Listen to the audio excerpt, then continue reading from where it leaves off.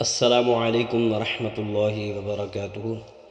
آج ہم انشاءاللہ عز و جل یہ حدیث پڑھیں گے دنیا سے بے رغبتی۔ تو یہ حدیث سماعت فرمائیں۔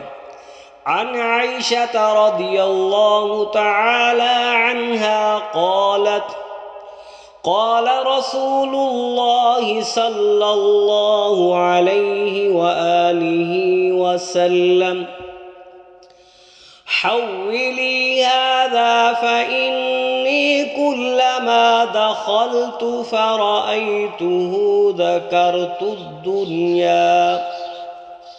یہ حدیث ہے، اس کے راوی حضرت عائشہ صدیقہ طیبہ طاہرہ رضی اللہ تعالی عنہا ہے۔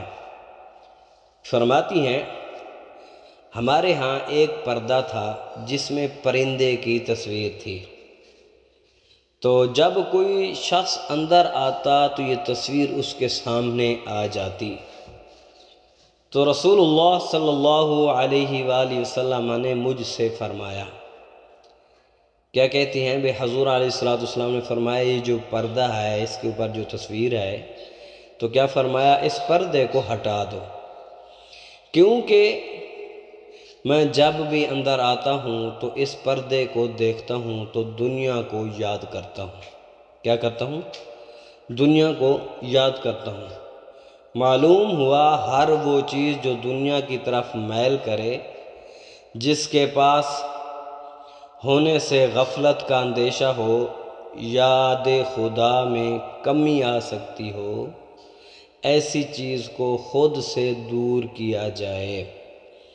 جیسے آج کل موبائل ہیں، ہم موبائلوں کے ساتھ کھیلتے رہتے ہیں، نماز کا جب ٹائم آتا ہے پھر بھاگ رہے ہوتے ہیں، ایسی کافی چیزیں ہیں۔